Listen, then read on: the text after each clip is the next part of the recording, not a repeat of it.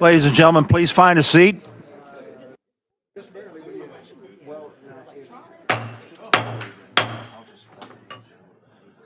The Government Operations Committee for February 13th will come to order, please. Clerk, please take the roll. Representatives Bolso, Here. Camper, Carr, Clemens, Crawford, Chisholm, excuse me. Eldridge, Here. Faison, Hakeem, Haynes, Here. Himmer, Jones, Kiesling, Kumar, Lafferty, Lamberth, Littleton, Marsh, Martin, McCalman, Rudder, Vice Chairman Reedy, Chairman Reagan. Here. Mr. Chairman, you have a quorum. Thank you, Madam Clerk. Personal orders before I recognize one on the docket already. Any personal orders from any committee members? Seeing none, I'll recognize Vice Chair Reedy. You're recognized. Thank you, Mr. Chairman. And I have visited with some of the members on the committee, but I'm bringing out some information that this committee has the oversight of that we can take a look at now and in the future, and it pertains to low-income occupational licensing. There are 102 lower-income occupations licensed by the state, and it came out of License to Work, 3rd edition, page 15, table 2, published by the Institute for Justice. In 2017, Tennessee created no new occupational licenses, but 2 were removed for locksmiths and shampooers. Of the 102 lower income occupations, Tennessee now stands at 69 occupational licenses required. States ranking that border the state of Tennessee, and here's the number of all those states.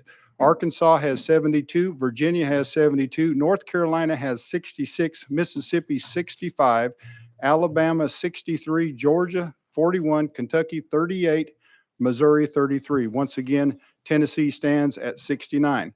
In the nation, Wyoming is the lowest in the nation with only 26 lower income occupations. Why is this important? Because it's a young person that's 30-something with a couple kids and they want to start a business, then they find out that there is a huge licensing process that they would have to go through in order to start that business. Then they choose to do something else. Just 12% of the 102 occupations are licensed universally, which means workers are likely practicing the other 88% safely in at least one state, and often many more than one without a license. So that's where the chairman and I were talking earlier. Maybe it needs to be some other certification program or, Mr. Chairman, what was the term that you used? A registry. Just being a registered in the profession. But thank you, Mr. Chair. Members, any questions for Vice Chair Reedy on that? Thank you. Do we have any other personal orders? Seeing none, we will make an administrative announcement. Item number 6 on our calendar today is taken off notice. Be back on notice for the meeting on the 27th. And the bills on today's regular calendar are sunset bills. We will hear from their representatives as they are called. And since they are sunset bills, they're all under my name. Therefore, I will move the gavel to Vice Chair Reedy. You have the gavel, sir. Thank you, Mr. Chairman. And on our calendar, item number 1, House Bill 209. Chairman, you're recognized on the bill. Thank you. We have a motion. We got a motion and a second. Mr. Chairman, please continue. Thank you, Mr. Chair. I move we go out of session to hear from the department. Thank you, Mr. Chairman. Without objection, out of session, hearing from the Department of Safety. The representatives, if they will come forward, check your microphone, make sure that that is on, and recognize yourselves for the record, please. Mr. Chair, while they're being seated, I will remind the members that the performance audit report for this organization is on your computer. It's on the dashboard. That's right. Mr. Chairman, I'm Commissioner Jeff Long with the Tennessee Department of Safety and Homeland Security. Thank you, sir.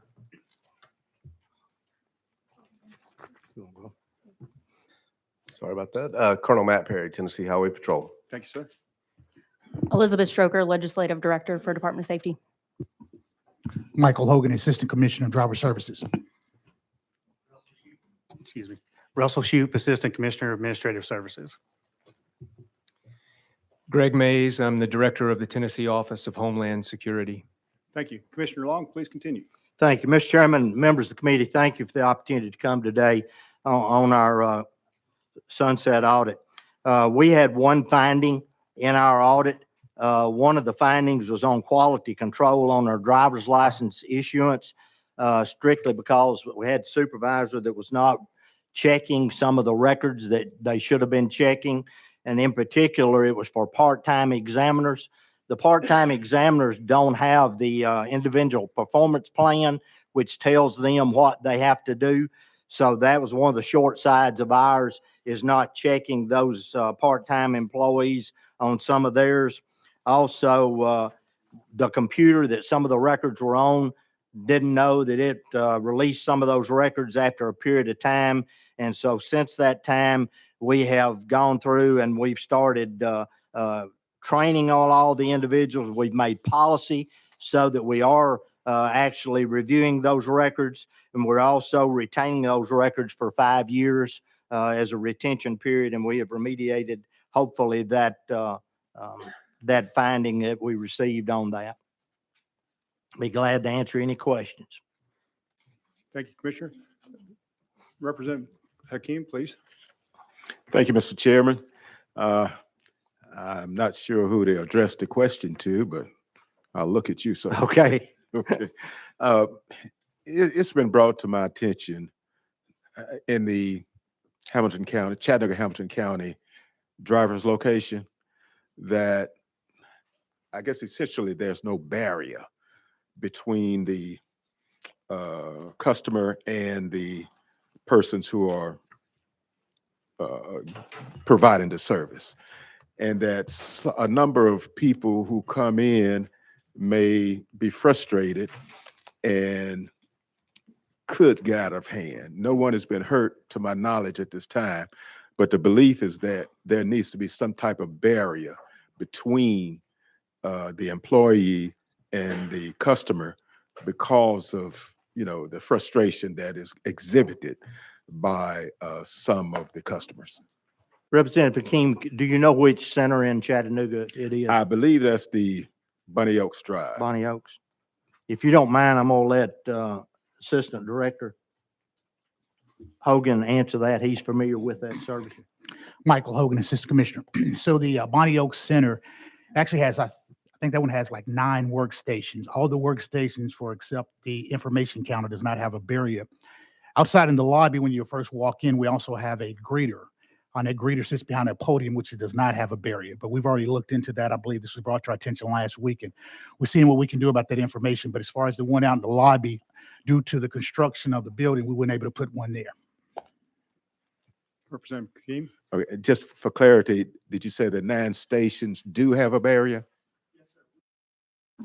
Yes, sir. During COVID, we installed barriers at the examiner workstation. The only one is the information counter, which is part of the examiner workstation. It's just that one.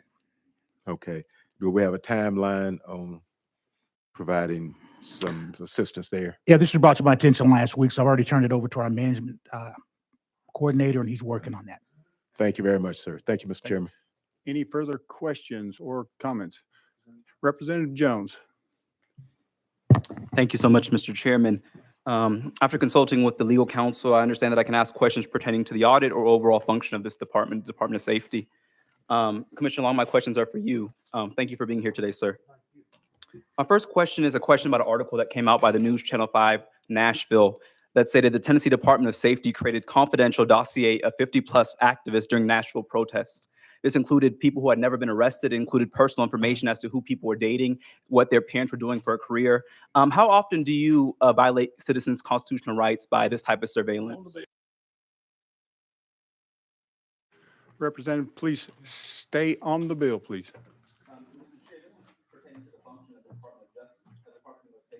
Mr. Chair, this is pertaining to the function of the Department of Safety, but I'll continue with my questioning if that's okay. Pertaining to the bill. One more question, but stay on topic. You'll be next. We have a point of order. Representative Clemens. Thank you, Mr. Chairman. It's my understanding under this sunset hearing, we can ask questions as to the operation of this department. I understand that we don't need to make accusations, but we can certainly ask questions about the way they conduct business. That is correct, but we do not need to create a hostile environment in the future if we need to bring them back in front of, through permission of the chairman of the committee, we can have a deep dive conversation if we find that that is necessary. Representative Clemens. Thank you, and I certainly understand the point as to hostility. But is there a rule of this committee that we have a certain amount of questions we're able to ask, or was that established while I was out of the room? No, there's not, but we're not going to detour from our mission at this time. Representative Jones, please continue. Thank you so much. Commissioner Long, according to this report from the News Channel 5, in July 2020, 400 state troopers clocked in over 949,000 in overtime covering protests and another 56,827 for travel expenses. As stewards of the taxpayer money, how often do you deploy troopers to respond to protests, and what type of protests are those that you usually respond to? Did you send troopers to Memphis for the anticipated protest there as recently as a few weeks ago? And how much was spent? Representative Jones, I'll have to get you those figures. Yes, there were troopers on standby to assist the Memphis Police Department in the need that they needed assistance during the recent events there. We did have troopers that some were in the Memphis area, others were on standby across the state in case they had to go or to deploy anywhere else in the state of Tennessee. May I ask a final question, Mr. Chair? Yes, please continue. Commissioner Long, according And before you asked me to provide you with some records, would you mind stating again what those are so I can make sure that I get them? Yes, in July 2020, 412 troopers clocked in 949,196 in overtime covering protests and another $56,827 for travel expenses. Troopers from around the state were told to drive to Nashville with expectation that their travel would be paid for by the state. My question was the records as to how often do you deploy troopers to respond to protests, and what is the cost of that action for the taxpayer? My next question regarding the Tennessee Department of Safety's dossiers, how do you determine, what are the parameters as to what groups do you keep dossier files on for protest? I have a copy of the dossier file here from the Department of Safety entitled Confidential for Law Enforcement Use Only, People's Plaza, Tennessee, Significant Personnel, More Than 2 Representative, Arrests. Representative, Yes, sir. we cannot use that in this committee at this time. Now, offline, you can give it to the Okay. department to get them to answer your questions. Well, I'll put that down. How often do you create dossier files on people for exercising their First Amendment activity, and what are the parameters of these dossier files? Do you keep them on white nationalist groups? Did you keep them on the Tennesseans who participated in the insurrection on January 6th? How do you determine what groups to keep a dossier file on? I'm not aware that we keep dossier files on anyone. I'm not, according to the legal definition that I'm aware of in federal government about dossiers, we don't have dossiers. So do you not keep, Representative, go ahead. thank you. So you don't keep files with people's pictures and arrest information and Arrest records, yes. even people who are not arrested in this file? There are people who had never been arrested included in this file, correct? If they were identified during the protest, they may be in there. I don't know. I don't know what you're referring to. Can I ask a question of you? Yes, sir. Can offline, can you go visit with this department and get them to answer your questions? And if it's pertinent, we can bring it back to this committee for further discussion? Yes, sir. Mr. Chair, I tried to meet with this department a month ago, and we had a meeting, correct, Commissioner Long, and they canceled the meeting last minute, a day before our meeting. I asked for documents from this department. The liaison gave me files weeks later saying that it took time to redact the documents. Today, I tried to read the documents, and the file link would not work. I asked for her to bring a printed copy of these documents to the committee. She said that she didn't have time to print them and that she had to come to the committee to, so that's what I was told. Okay, thank you. Response from the department? Yes, please. Yeah, so again, Representative, we did have a meeting set up, you and I. Recognize yourself for the record. Elizabeth please. Stroker, Legislative Director, as well as Assistant General Counsel. We did have a meeting set up with you. You and I met prior, and then we had a meeting set up with Commissioner and Colonel for the next week. We had to reschedule every meeting that Commissioner and Colonel had that week due to events going on in Memphis. You are not the only member we had to reschedule meetings with, and we did offer to reschedule, and you said you would ask your questions during this committee instead of setting up that meeting. So I want to clarify that. Also, I sent you the information. It took a while to get it redacted because there was a lot of documents in there. You didn't ask me until about 2 hours ago to print out that 200-page report for you, and I was already over here for meetings. So I'm happy to provide it for you or print it out for you. There's just no way for me to do it before this committee meeting. Before I go back to you, Representative Jones, Commissioner, do you want to respond? I mean, we'll provide him whatever records that you need that are accessible that we have. I mean, we don't have anything that we're trying to hide or anything else. I welcome a meeting with you. I want to be a partner working with you and with the other members of this committee and the legislature. And we'll do whatever we do to accommodate you. Right. Now, before I go back to you, Representative Jones, Representative Clements, did you have something to add? Okay. So last comment or follow-up, Representative Jones? Thank you so much, Mr. Chair. Commissioner Long, I asked that you send those documents to our chair of a committee so he can distribute it to all the members, Chairman Reagan. Okay. My final question to you, Commissioner, is if you could provide information for this committee as to the number of officer-involved shootings from your agency, the state troopers, and any type of legal, pending legal cost that is costing to taxpayers of the state, that would be very helpful. Or if you have an answer now, that'd also be helpful. What time period are you talking about? Since your last sunset hearing. Okay. Thank you. Representative Clemens, please. Thank you, Mr. Chairman. And just before we move on, I just wanted to clarify that if we submit written questions to the department as follow-up, do we have a set timeline during which we should receive those responses? Not to my knowledge. We Please. generally, anytime any member of this body asks us something, we try to have it within the week if possible. Oh, thank you. I appreciate that. And if you would do so in this instance, I would greatly appreciate it. Yeah. Okay. Can we get clarity on, there was a lot of stuff requested. Can someone go back and make sure that we have everything that, can you go through and make sure everything that you want us to send so that we don't forget anything? We will call upon Representative Jones to get you that information offline and not at this time. Representative Clemens, back to you. Thank you, Mr. Chairman. And I think if we submit written questions, that would Yes. assist you as well. My question pertains to, this department is in charge of establishing driver's license centers statewide, correct? That is correct, sir. So what we have right now facing citizens of the state of Tennessee is a problem in the form of a requirement for voter identification to vote. For instance, students aren't able to use university IDs to vote while their professors can, and individuals are forced to get a state-issued identification with a photo on it.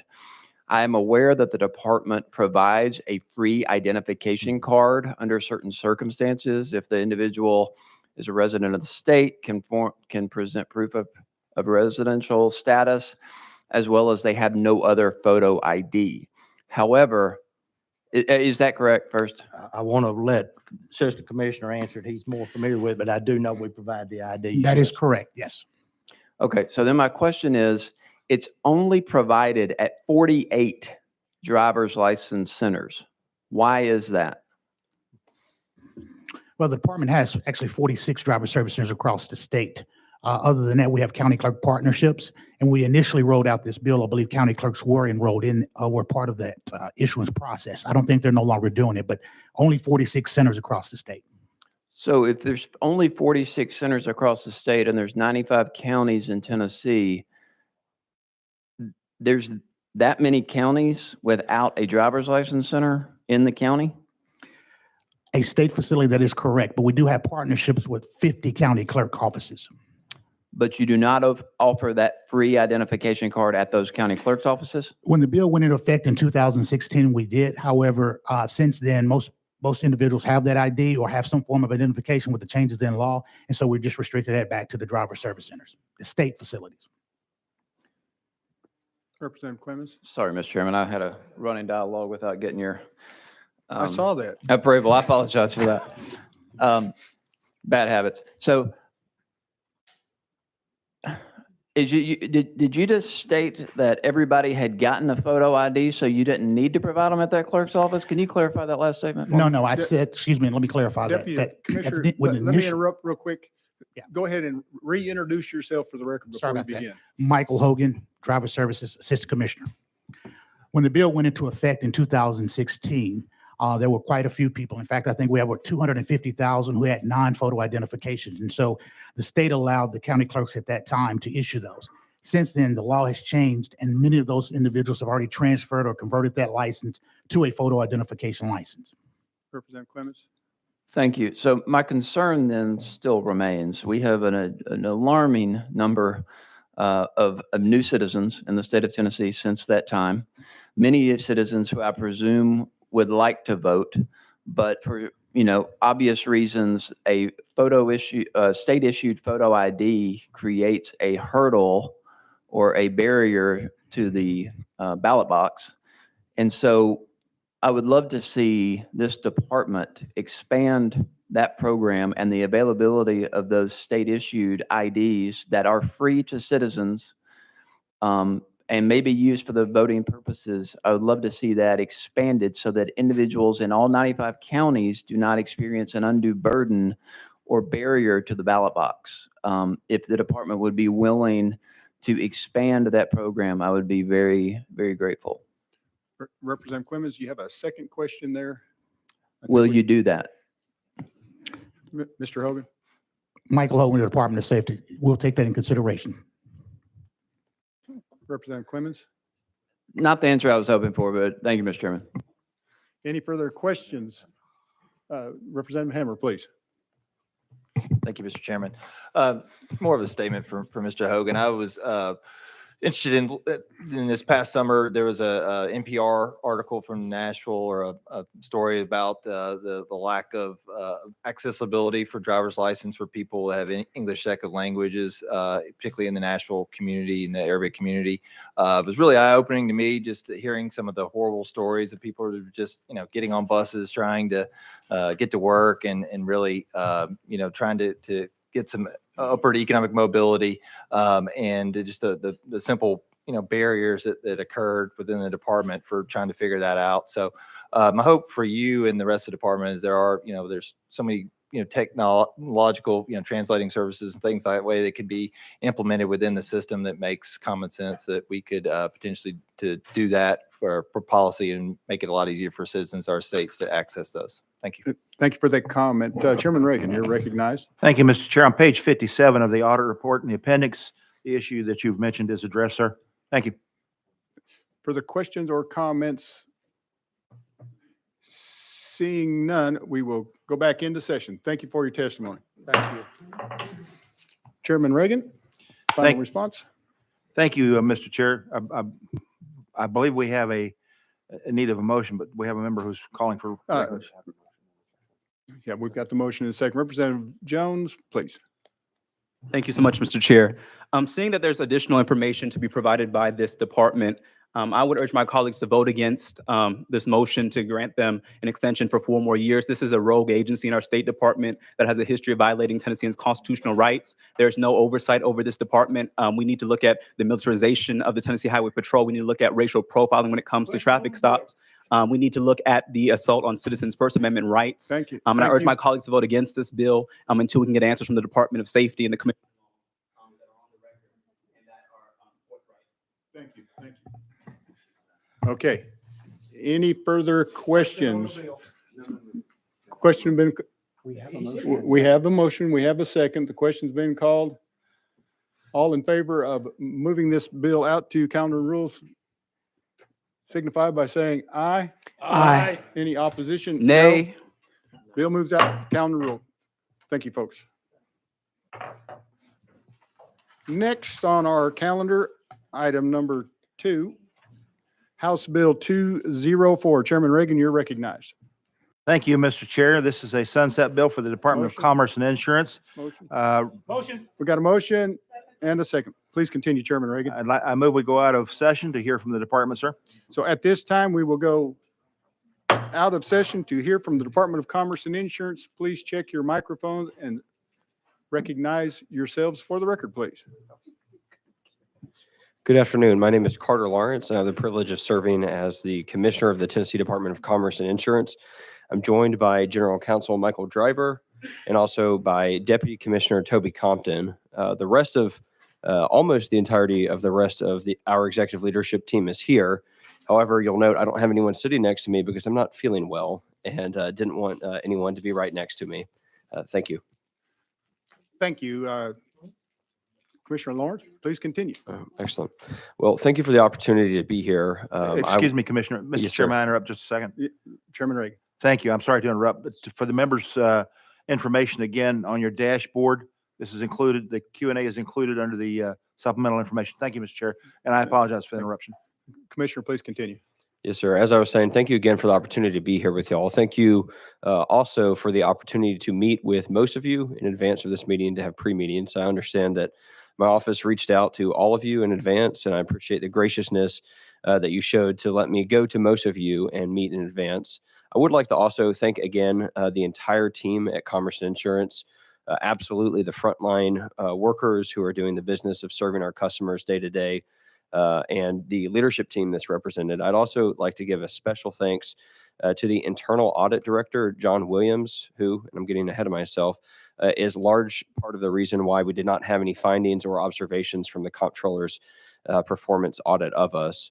And lastly, I would like to thank our esteemed comptroller and his entire team for the thorough audit that they conducted of us. And we were very thrilled, as I mentioned, to have no findings nor observations.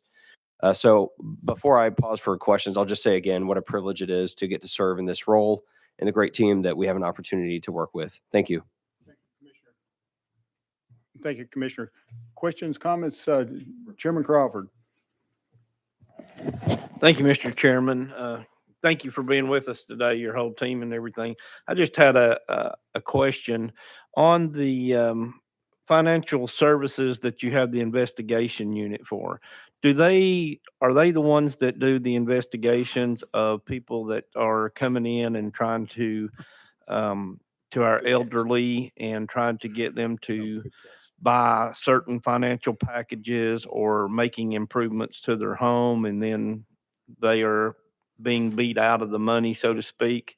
And if that's the case, then how many people do you have in that investigation unit?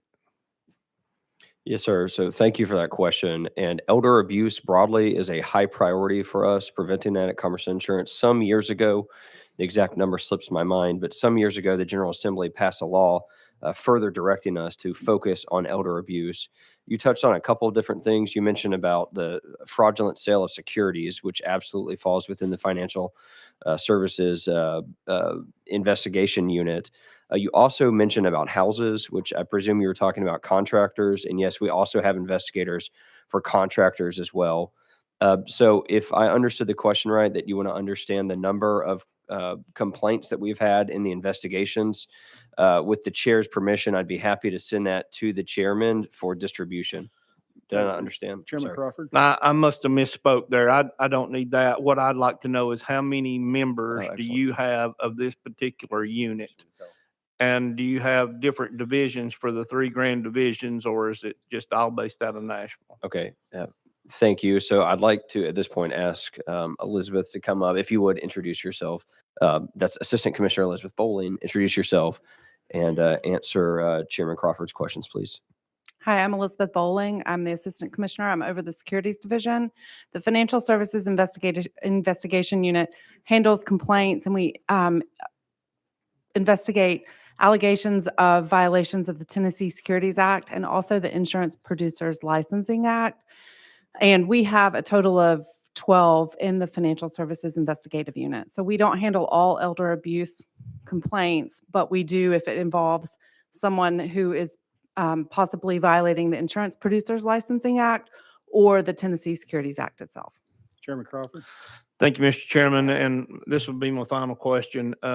Within this unit that you have doing these investigations and stuff, is there something we can do as a legislature or, pass legislation or provide more funding? Because it seems that this problem seems to be growing within the state where our elderly people are being taken advantage of. Is there something that we can do to help offset this and maybe get some more people there? Or? Commissioner Lawrence. Yeah, thank you again for the question. I appreciate the offer behind it.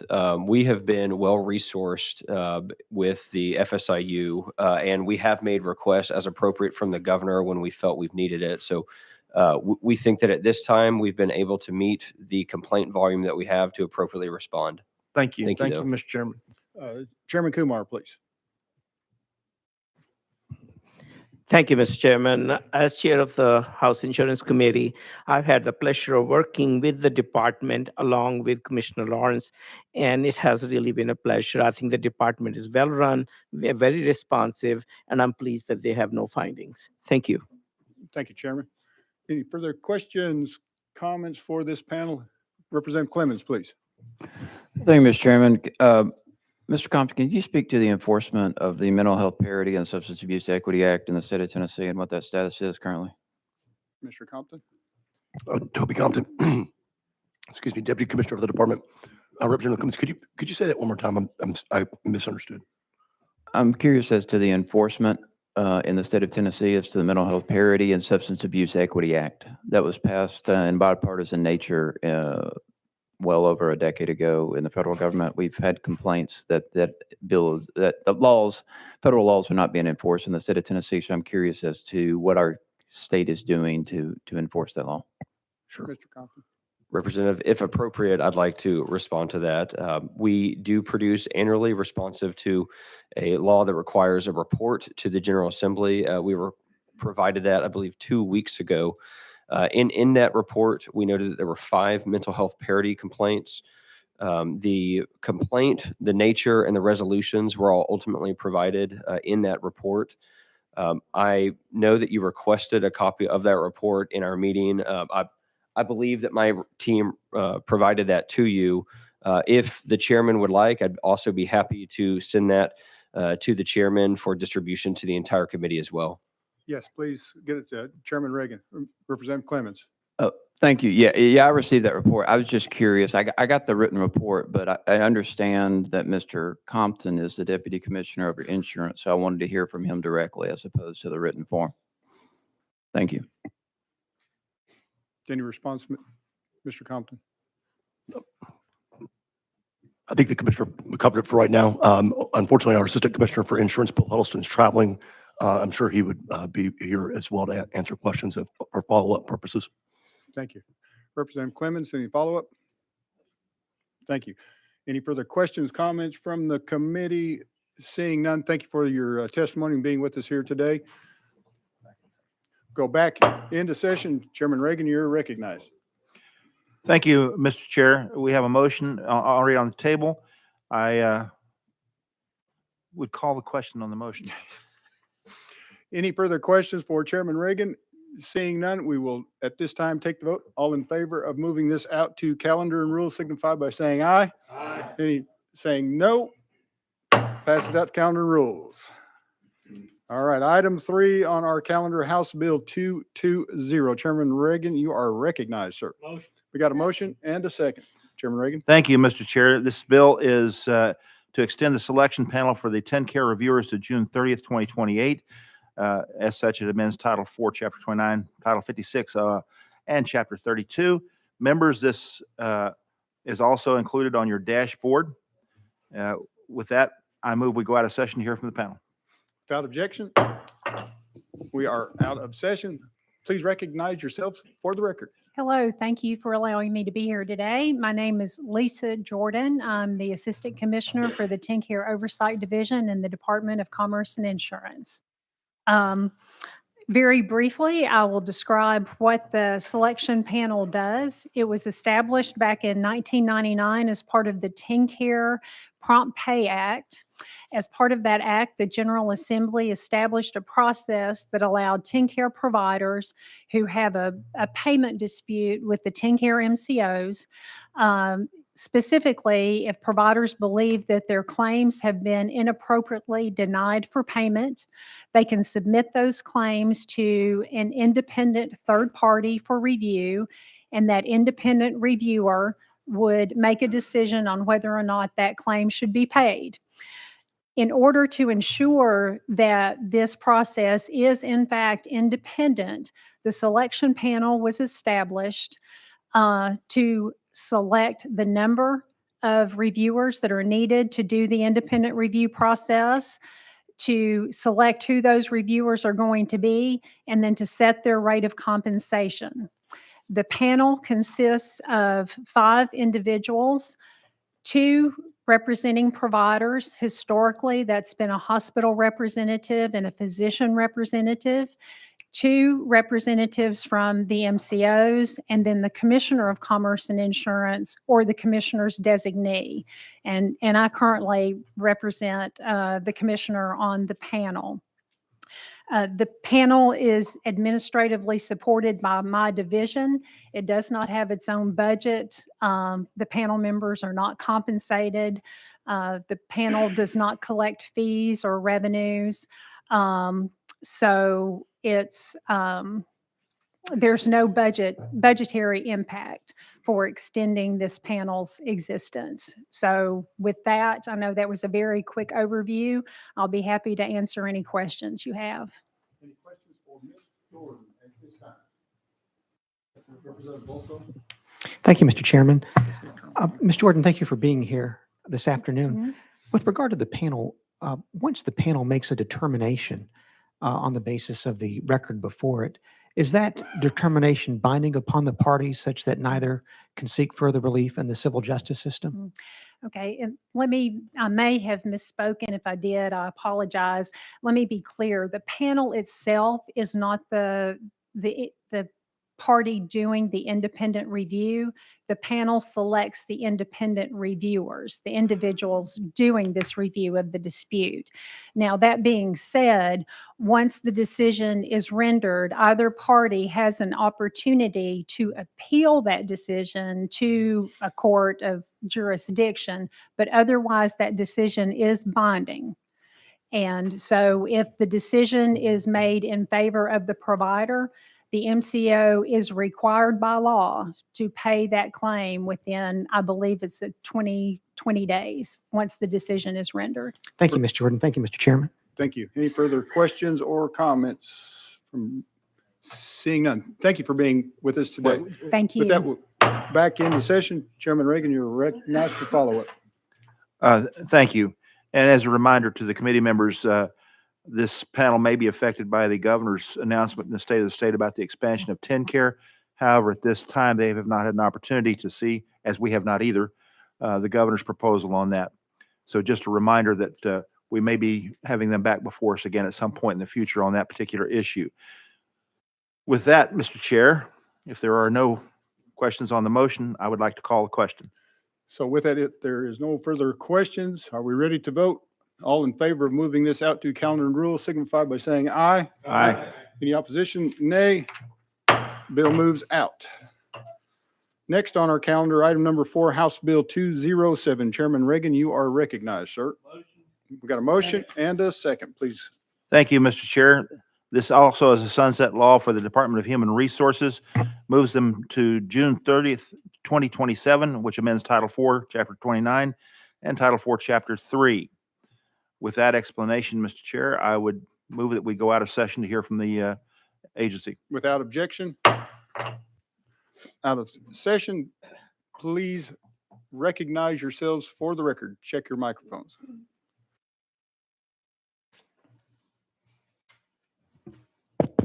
There you go.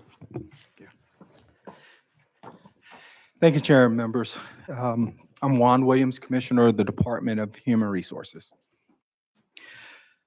I'm joined here today with Deputy Commissioner and General Counsel Leslie Farmer, as well as Senior Policy Advisor Holt Witt. And I just wanted to acknowledge that we as a department appreciate the work of this committee as it performs this process of the sunset. Look forward to answering any inquiries that you may have. And at this time, if you agree, I'll turn it over to Senior Advisor Holt Witt with further comments. Thank you, Commissioner. Mr. Holt Witt. Thank you, Chairman. DOHR serves as the Central Human Capital Management Agency for the state of Tennessee and has the authority to direct and supervise all administrative and technical human capital activities for the executive branch. This work includes establishing and maintaining statewide human capital management resource policies, guidelines, and rules. We lead the enterprise in recruiting, provide guidance on training and personnel matters, and DOHR also directs all learning and leadership academies for the executive branch. Additionally, we provide technical HR services and support for the legislative and judicial branches. Our department had a questionnaire from the Comptroller's Office this cycle. I'm sure that that's also in your packets, as the others were. We're here today to request passage so that we continue this work for the state of Tennessee. Thank you, sir. Questions for this committee from the members? Seeing none. Thank you for your testimony, and we'll go back into session. Chairman Reagan, you are recognized for a follow-up on the bill. Thank you, Mr. Chair. Pending any objection from our membership, I move for a question on the bill. Questions being, Oh, I'm sorry. Was there someone on the motion? Chairman Crawford? I Thank you, withdraw Mr. my call Chairman. for the question. I should have got this question into the department, but maybe Chairman Reagan can answer it for me. I noticed that in the last two fiscal years, 2020, 21 and 21, 22, for the fiscal year of 22, 23, it looks like the increase in the funding has went up to a little over right at $2.5 million. Is there any one particular thing that is caused that? Thank you for the question. But Mr. Chair, I would move to go back out of session to let the department address that. I think I know the answer, but I'll let them do it. Without objection. By the way, members, this is on your packet, pardon me, in your website on item number 6. And please recognize yourself for the record. Leslie Farmer, Deputy Commissioner, General Counsel. We've seen an increase in some of our programs and initiatives just because of the work that we've been doing. Recently, over the past year, we did some expansion with our recruiting program that I think was over 500,000. And in that, we were able to expand some programs and hire some contract workers. We've also done some increases within other divisions, such as our Learning and Development Division, within our Legal Division. So it's been increases based on various divisions to expand the work that we've been doing as a whole across the department. Chairman Crawford? Thank you, Mr. Chairman. I apologize. I should have got these questions in earlier, but I was looking for the exact figures to make sure I was correct. So when was the last time y'all have done a salary study? And is that one of the reasons that we are maybe losing employees is because the pay is not where it is to the private sector? Commissioner Williams? Yes. Yeah, yes, sir. We did a salary study last year. And you're correct. We were having issues with retention and recruiting.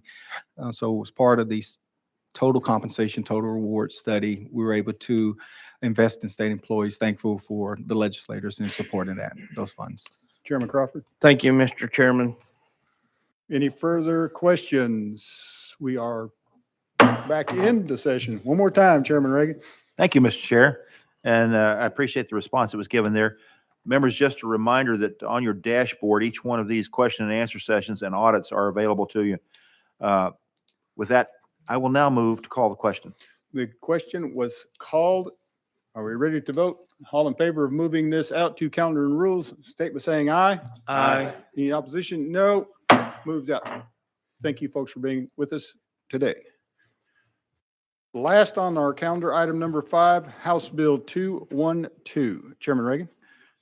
Thank you, Mr. Chair. This is also a sunset law extension of the Employee Suggestion Award to June 30th, 2027, which amends Title IV, Chapter 27, and Title IV, Chapter 29. With that, Mr. Chair, I move we go out of session to hear from the department. Did I get a motion in a second? Yeah, we got a motion in a second. Now we can go out of session. Please recognize yourselves again for the record. Thank you, Chairman and members. Again, Holt Witt, Senior Policy Advisor, joined by Commissioner Juan Williams and Deputy Commissioner and General Counsel Leslie Farmer. The Employee Succession Award Program Board is staffed by DOHR, so we're here on that behalf today. The Employee Suggestion Award Program Board provides a way for state employees to submit ideas and suggestions on ways to improve state government operations or services and reduce costs. If approved by the board, the employee submitting a proposal receives a percentage of the savings realized as a one-time bonus. The board is composed of the Commissioner of Human Resources, the Commissioner of Finance and Administration, the Commissioner of General Services, the Executive Director of Fiscal Review, and a member appointed by the Tennessee State Employees Association. We are happy to answer any additional questions about the program. Questions or comments for Mr. Witt from the committee? Chairman Reagan. Thank you. As opposed to the sponsor of the bill, I just want to get something on the record there. Mr. Witt, we had discussed earlier the potential benefits of this, and I relayed to you my extensions or experiences with this type of program in the federal government and how beneficial it was. Would you care to expand on that a little bit for the committee? Mr. Witt. Sure. We certainly view this as an important tool to have. It does not cost us anything to operate, but we believe that there are opportunities to continue to advertise this to state employees. And we look forward to partnering with you or any other member of this body in doing so. Chairman Reagan. Nothing while we're out Okay. of session. If there's no further questions for this panel, thank you once again for being with us today. We are back in session. Chairman Reagan, you're recognized on the bill. Thank you, Mr. Chair, and pending any objections, I move to call the question. Are we ready to take the vote? We're ready to, we're anxious on this end. All in favor of moving this bill out to calendar and rules signify by saying aye. Aye. Any opposition? No. Bill moves out. That concludes our calendar. Chairman Reagan, the gavel is yours, sir. Thank you, Vice Chair Reedy. And members, item number 6 was taken off notice. As a reminder, it is being put back on notice for the February 27th meeting. This is the Energy Policy Council for the state of Tennessee. And as a reminder, those of you that had the opportunity to sit into the Business and Utilities Subcommittee, the Tennessee Valley Authority gave a thorough explanation of what happened last December with the rolling blackouts across our state, in fact, across our region. This hearing will be aimed at the future solutions that this policy council is talking about putting forward to prevent something like that future occurrence. And with that, are there any objections or questions before we go out? Chair will entertain a motion to adjourn. We are adjourned.